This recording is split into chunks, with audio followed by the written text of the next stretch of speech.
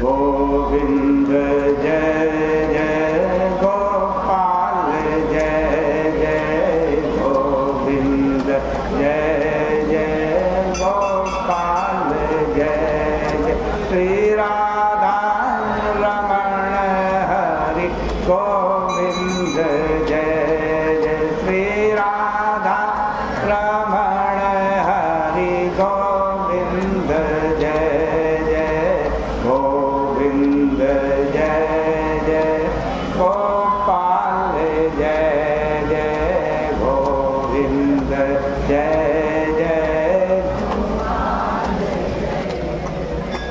वृंदावन बिहारी लाल की जय बोले पुरुषोत्तम भगवान की।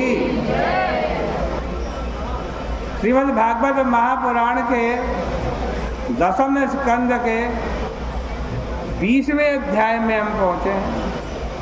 सुखदेव जी महाराज कह रहे हैं कि जब ग्वाल बालों ने अपने अपने घरों में जाकर के यह खबर दी कि किस प्रकार राम और श्याम ने प्रलंबासुर को मारा तथा दावाग्नि से हमारी रक्षा की, तब गांव के सब लोग आश्चर्यचकित हो गए और मन में ऐसा मानने लगे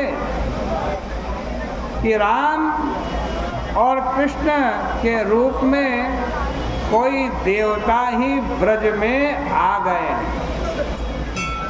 अब वर्षा ऋतु आई, चारों ओर बिजली चमकने लगी, आकाश में बादल व्याप्त हो गए। देखो यहाँ वर्णन तो किया है वर्षा ऋतु का, किंतु इनमें जो उपमाएं दी है वे सब आध्यात्मिक हैं। जैसे मेघ आकाश में छा गए, मानो गुणों से व्याप्त ब्रह्म हो।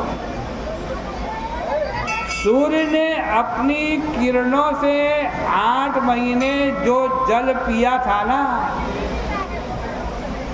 उसको बरसाना प्रारंभ कर दिया। मेघ इस प्रकार बरसने लगे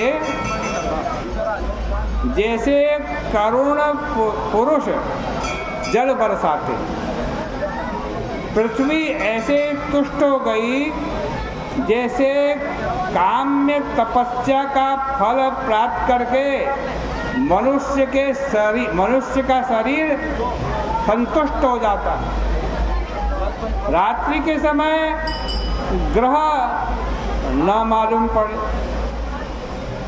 केवल खद्योत ही मालूम पड़े।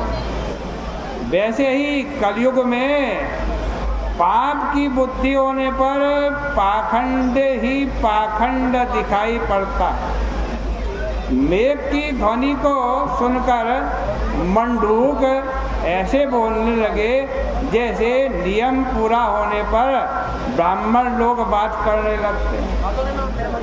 आप लोगों ने रामायण भी पढ़ी होगी।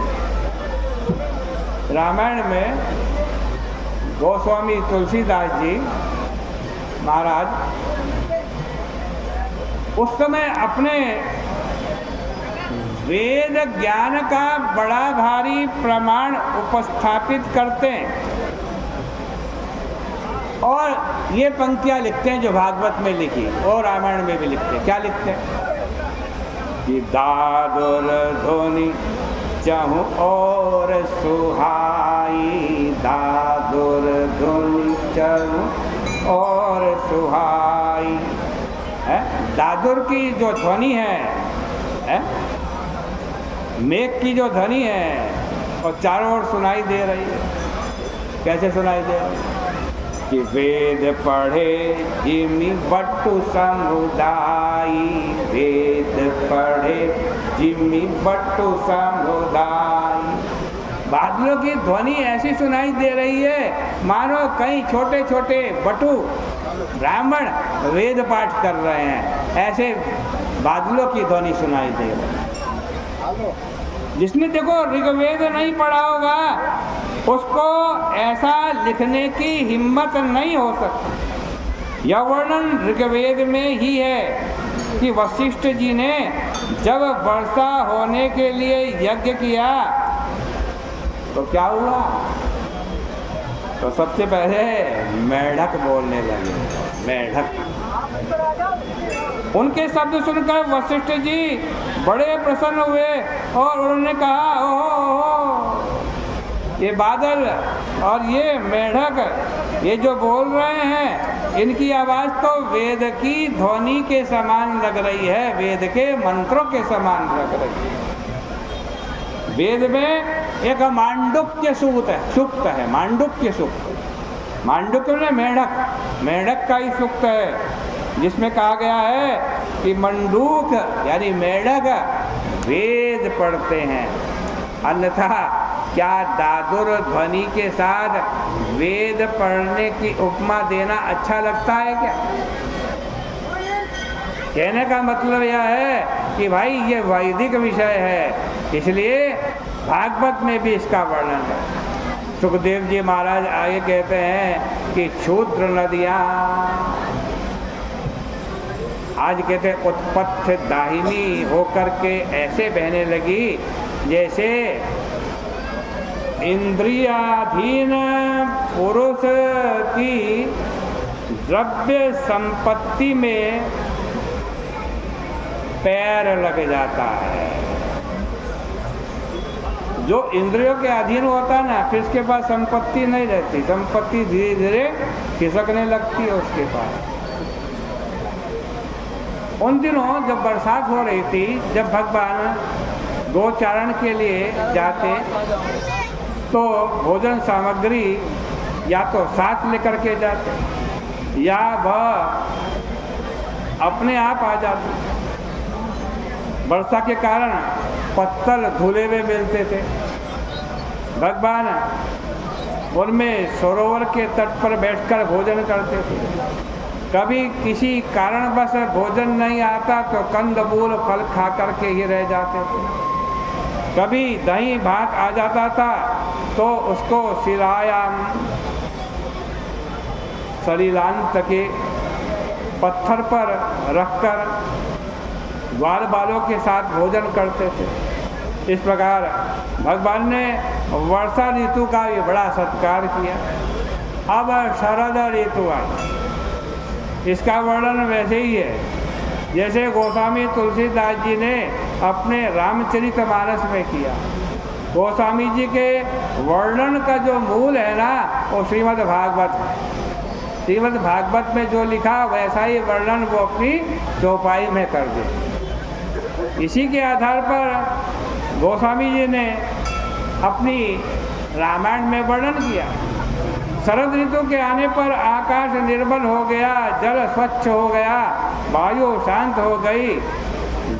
जल ने अपनी प्रकृति को उसी प्रकार प्राप्त कर लिया जैसे योग का अभ्यास करने से भ्रष्ट पुरुषों का चित्त ज्यों का त्यों हो जाता है। शरद ऋतु आकाश में मेघों को, भूतों के सांकर्य को, पृथ्वी के कीचड़ को और जल के मल को उसी प्रकार हरण करके ले गए जैसे श्री कृष्ण भगवान की भक्ति चारों आश्रमों के पापों को हर करके ले जाती है। शरद काल में मेघ श्वेत होकर ऐसे चमकने लगे जैसे सब कुछ दान कर देने पर मनुष्य की शोभा होती है। इस प्रकार शरद ऋतु का वर्णन विस्तार पूर्वक करते हुए कहते हैं कि इस ऋतु में सब लोग अपना अपना काम करते हैं। व्यापारी व्यापार के लिए, सन्यासी चातुर्मास पूरा करके परिव्रजन के लिए, राजा चढ़ाई करने के लिए निकलते हैं। शरद ऋतु का समय मानव समाज के कर्तव्य पालन के लिए बड़ा उपयोगी है। इस प्रकार श्रीमद् भागवत महापुराण के 10वें स्कंद का ये 20वां अध्याय भी यहीं परिपूर्ण होता है।